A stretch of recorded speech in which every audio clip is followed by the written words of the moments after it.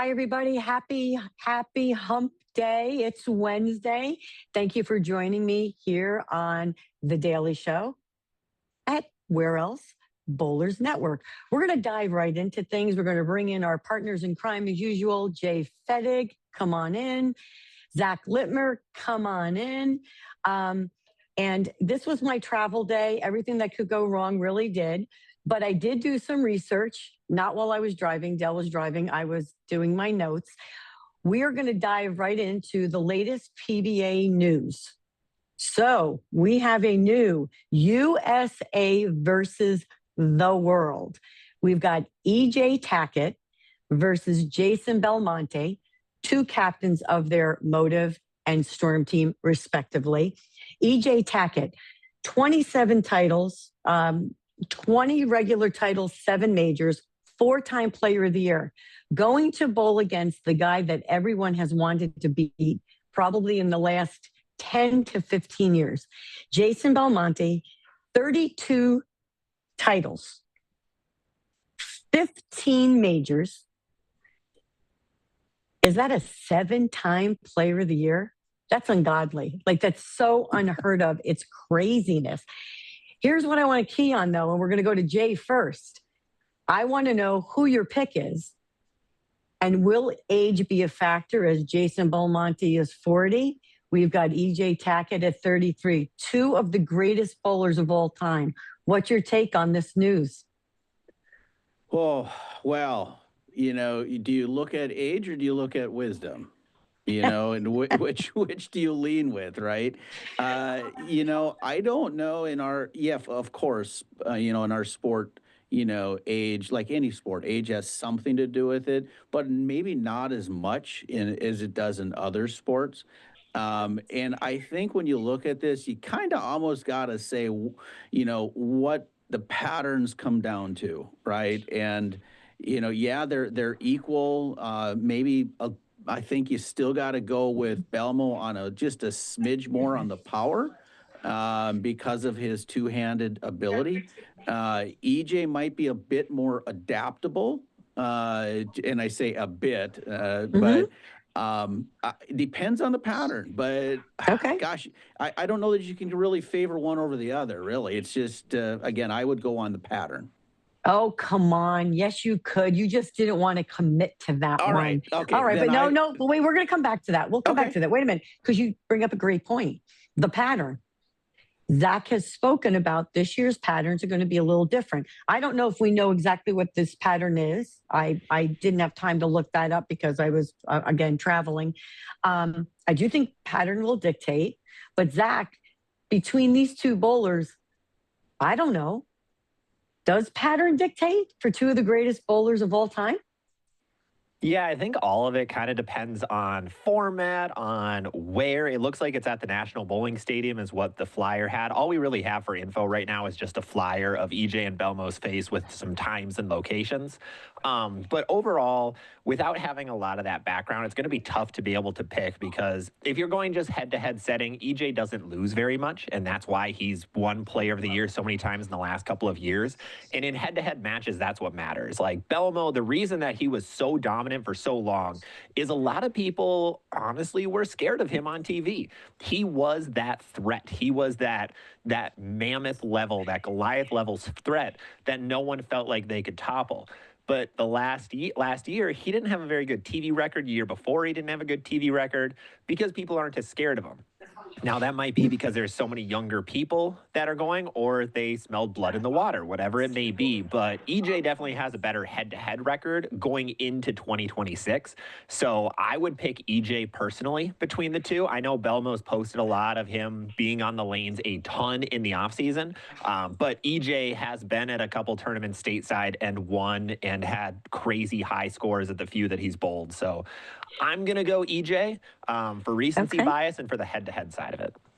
Okay, I like that pick because I'm a huge EJ fan, but I'm also a Belmo fan. I'm going to go with Belmo, and I'm going to tell you why. Although I think it's going to be a good match, I think EJ is going to be tough to beat. I love the fact that he practiced so hard over the last few years on string pen, which he said helped him. But I think Father Time has caught up just a little bit because of so many younger players and more two-handed players. And the one-handers that are bowling are super rev dominant, like EJ Tackett. I think Jason Belmonte has found something that has, not that he's not always driven, but this is now something where I'm going to prove to everyone that I still am the best. So I think he's got an ulterior motive to it. So Jay, I go back to you. What are your thoughts? All right, I'm going to be the tiebreaker then. We got one EJ and we have one Belmo. I just have to go with, and I have to go with the wisdom of and the experience. So I'm going to put the tiebreaker to Belmo. Okay. So I'm going to throw my camp or my hat in that camp. I like it. I mean, first of all, I don't think there's a bad pick. Let's face it. Again, I state two of the greatest bowlers of all time to wear a pair of bowling shoes. I do agree. There's a little more wisdom on one side than the other. But I think EJ Tackett is wise for his years. Oh, definitely. So I think it's going to be a great match. I think they're both going to have, I predict a great season out of both of them, but it'll be interesting to watch. Again, before we skip on to the team atmosphere, what do we think about this announcement? We have been talking about the PBA. It's coming around here in the next couple of weeks. They have been, it seems like they're strategizing on a little tidbit here and there every so many days or once a week, right? Do you think this is a marketing strategy? And what do you think is next, Zach? Oh, 100%. Yeah, this is all marketing. Belmo actually had a post, I think last week or 2 weeks ago, saying, me and EJ are planning some content together. Put it down below in the comments what you want to see. So this is just the brainchild of that situation of EJ and Belmo being on a call, probably pitching it to the PBA saying, hey, could we live stream it on the PBA, anywhere on the PBA? And they picked the PBA YouTube. So this is 100% a kickoff to the 2026 season because there will be plenty of talk about that first tournament, plenty of talk of where to watch it, of when the first telecast is going to be. And that is just a general marketing strategy with most professional sports. Like you'll see the Major League Baseball, all their social media channels posting 30 days till spring training, 28 days till spring training. PBA is doing the same thing. This is just that extra like shot in the arm to try to get people excited for the tour season because it is hard to try to stir up those people because it's easier to get fans in the middle of the season than the beginning because we just had an 8-month cold stretch of no bowling and now it's going to be boom, bowling all the time. So yeah, this is 100% a marketing play. I agree with that 100%. Great perspective. And Jay, do you feel this may be what Mr. Murray is bringing to the table along with, probably Tom Clark, who has always had such great ideas for the PBA and the players. Do you think this is one of, or I should say the start of a trend that we're going to see with some of his thoughts? Yeah, and I'm going to agree with Zach. I mean, this is 100% and very evident. I don't even think they would deny the fact that this is, a marketing thing. But I think something Zach didn't touch on that I think we should pay attention to as well is what do we have here? We have two bowlers, both power players, but one's one-handed, one's two-handed, right? And I think there is a little element to that as well. They could have very easily put two two-handers in there or two one-handers. But I think there's that element of, all right, well, we're going to have old school versus new school, right? And so I think there's a bit of that to it that is going to draw that controversy. I don't say controversy, but there's nothing wrong with it, right? I think we're going to get some of that, in there as well. Who wins, one or two? I think that I was going to say we're going to have two different camps. And honestly, with USA versus the world, I think it would have been kind of cool, two-handed versus one. You can go a lot of different ways. I'm sure if they continue to do this, eventually it's going to be two-handed against two-handed at some point. But I think it's going to be interesting to see. Love the fact that they're coming out with something creative, every week or kind of just building up the momentum to the start of the PBA Tour, which rolls us right into, let's talk some team bowling. All right. We're going to talk about two teams today. Again, diverse group of bowlers. Let's start with Team Roto Grip. We've got the captain and Anthony Simonson, again, one of the hottest bowlers over the last 5 years. Justin Knowles, Wes Malott, Kevin McCune, BJ Moore, Chris Prather, Frank Snodgrass, Ben Sobel, and Stu Williams. I myself have a few favorites on that team. Chris Prather could be one of, and I hope he takes this as a compliment if he watches, could be one of the prettiest bowlers I've ever seen, with the way that ball comes off his hand and what he can create on the lane. I mean, he can hook it and go straight. I also absolutely love the enthusiasm of Kevin McCune. I mean, I love his personality. Again, extremely versatile on the lane. Any favorites here? Anthony Simonson, great pick for captain. He can motivate anybody. What do you see out of this team, Jay? I see diversity, and I agree with you. Chris has one of the smoothest, prettiest, but I also, in that same team, you kind of got to say the same thing about BJ, right? His release is just butter, right? Now with Kevin is one of those. First of all, I agree with you. Kevin, love you to death, man. I just love that kid. I shouldn't say kid, right? But I just absolutely think the world of Kevin. Anyway, so that team is diverse. And if Kevin, in the right pattern, well, look at what he did on his major win, right?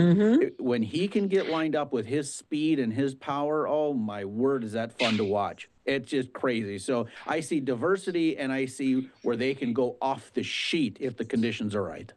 And I absolutely love that. Diversity is a key word. Also, young team. Young team. Wes Malott is your senior on that team. Not a senior in the word of 50 and over, but getting close. He is the senior bowler, is what I meant. The oldest, the one with the most experience.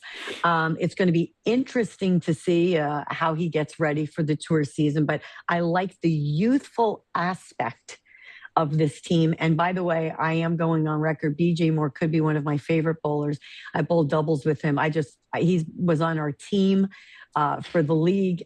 Phenomenal human being. Zach, what is your take on the team?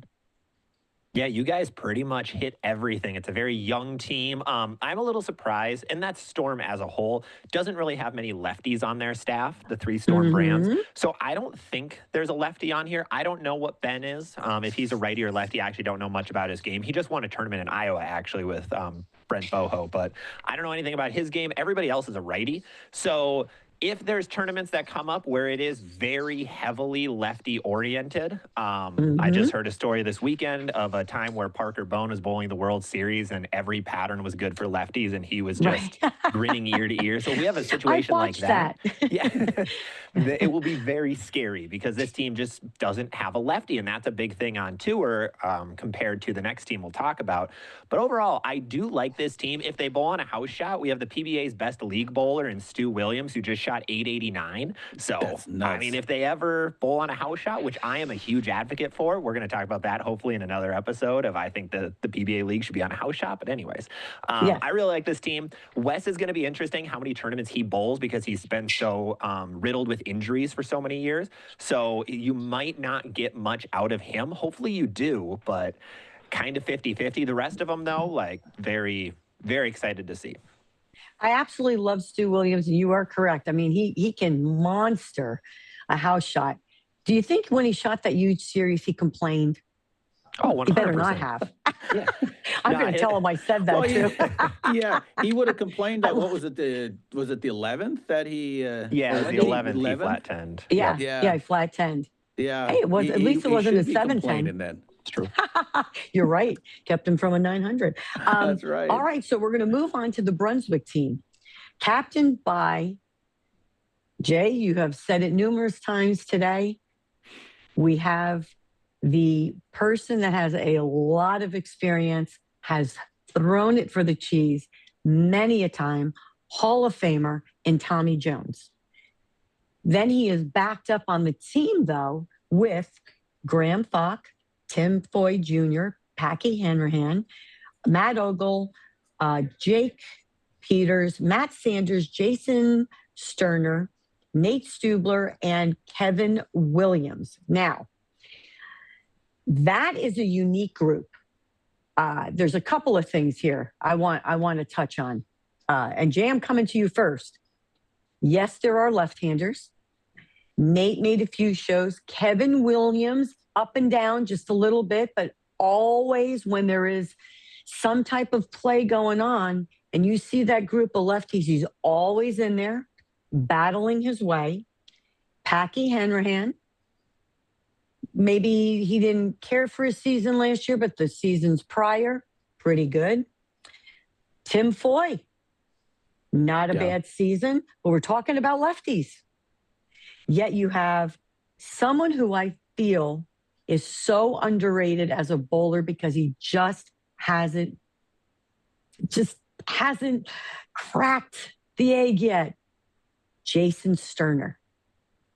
So where do we go with this team? What are you thinking? Boy, I tell you, I think this is probably the most blended of all teams, you know, in my thoughts. And that is, you have the mix of, you know, winners, you have the mix of experience, you have Nate Stubler again. I mean, that kid is, I love his game. You have a mix of everything, righties, lefties, experience, youth. So I would put these as maybe the dark horse, right? They're the team that can really, really upset, you know, because a lot of people are going to look at Storm and, you know, the star-studded lineups of the others, right? And, you know, I look at this group and say, boy, I think don't underestimate the Brunswick team. And I think these guys can come around the back stretch, if you will, down the home stretch, and they can light it up. So I consider Brunswick team to be my dark horse candidate. I kind of like that analogy. And it was put in you put it perfectly, actually. It blends, but it may not be the one you think will be in the top three. Zach, I want your opinion on this. You have Tommy Jones leading this team. Guy has thrown it for the cheese. He's thrown it for a major. He's a Hall of Famer. But one thing I'm going to say about Tommy Jones is he is not afraid to take himself out of the lineup if he does not have a look. True team player. What's your take on that? Yeah, that's going to be fantastic for this team because this team is 50% left-handers. 5 of the 10 guys are lefties. They have the most lefties of any team in the PBA Elite League. So they are going to be an all-in or an all-out team. So I think Tommy's going to see that well. He knows the disparity between the right and left side and when the right looks good in practice versus the left. So he's guaranteed going to be making plays of, hey, the left looks really good this week. All right, Packy, Kevin, Nate, you're all in. I'll be taking myself out, and I'll let you guys just throw urethane up the 3-board and be set. So I think that's going to be a big one for this team. But if we have a year like last year, this team is going to be in dead last, very bluntly, because there are almost no top 10 players on this team. I don't know where Tim Foy ended up. Graham ended up, I think, breaking top 10, but there was a lot of guys in that 30 to 60 range. So that's going to be the tough piece, is looking at the points is something I should have done more in the past episode as well. So apologies for that, but I'll be very curious to see what kind of lefty year we have on tour. Last year, very few lefties did much, were able to do much because the patterns didn't really favor the left all that often. This year, it might flip over, and there might be a lot of great weeks for the lefties. We might see Packy make 8 shows. Who knows? Well, I want to make one point on this real quick, if I can. One thing we haven't spoke about on these team episodes is the equipment, right? And, you know, that is something that I think we really got to look at. And Brunswick, of all the brands, probably has, again, this is in my opinion, probably the best all-around arsenal of equipment, especially when they've come out now with the 78U, that new urethane. Yeah, exactly, right? And so they have a really broad diversification of equipment that I think is going to lend well to that team. I don't disagree with you there either. I think we've touched on this before. I think each company has truly taken it to heart where their line from top to bottom is pretty darn good. Zach, we've talked about it. A couple companies have filled in some gaps, especially where that urethane was needed at one point. There's a couple of things we're going to talk about. So Zach, don't feel bad. You're going to get some homework here. Don't worry. When we talk about the last two teams on Friday, that will be Motive and 900 Global. Let's put it in perspective. Let's rate the teams and who we think is going to be out on top, second, third, fourth, and who will be, and why. And why? And again, this isn't about one single player. Obviously, with this many people on a team, it's a collective effort. We've already mentioned, we think lane play, we think equipment. What are the patterns? How are the patterns going to dictate two-handed to one-handed this year? Make them a little flatter, a little more carry down. What do we think? Do we think that kind of controls the two-handers a little bit? I don't know. Does it take out of the left being able to play so far left? We shall see. We shall see. But that's your homework for both of you guys. And to anybody who's watching, if you want to get your homework on and give us some comments as to who you think will be 1, 2, 3, and so on and so forth, we would love to hear what your ideas are and why. And again, it's not just one player. This is all about the team. As we roll on, right, Carolyn? Comment below. Comment below. You guys are becoming content creators. Come on below. One of the other things we're going to talk about too, and we're going to end on this note. With this first match of USA versus the world, with the team bowling, where you're going to be able to talk to other players, see strategies, see what's working and what's not. Does it change the player of the year race for you at all? What do you think, Jay?